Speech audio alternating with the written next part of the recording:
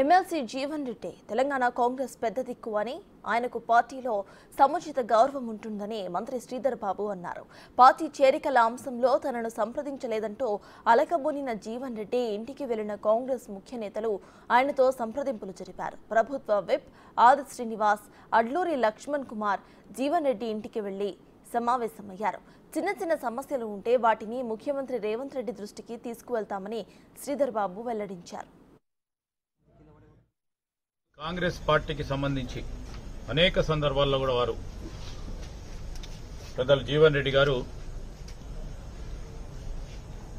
శాసన మండలిలో కానీ ఈనాడు ఈ జిల్లాకు సంబంధించి కానీ రాష్ట్రంలో గత 10 సంవత్సరాలు పూర్తి స్థాయిలో ప్రజల పక్షాన్ని నిలబడ్డ వ్యక్తి.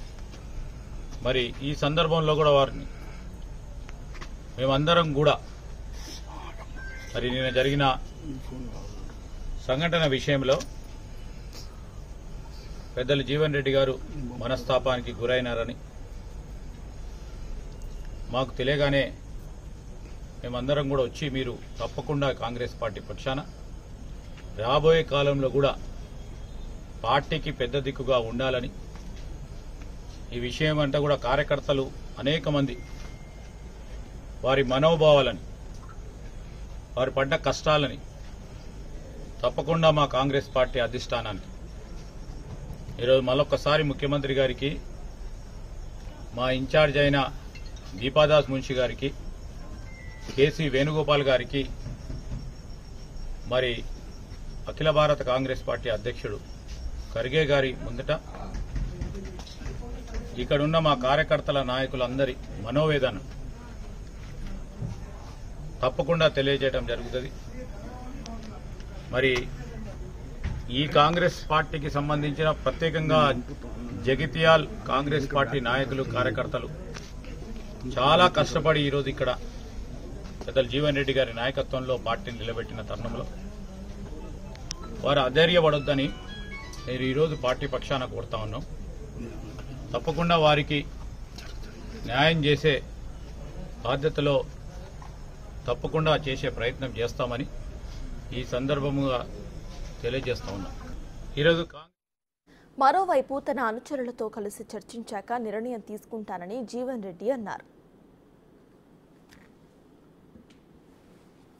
మరి ఇక్కడ ఇంతకాలం ఏదైతుందో ఎవరితోనైతే పోరాటం చేసినామో మరి ఆ శాసనసభ్యుడిని ఏదైతుందో ఏకపక్షంగా పార్టీలో చేర్చుకోవడం పట్ల కార్యకర్తలందరూ కూడా వారి యొక్క బాధ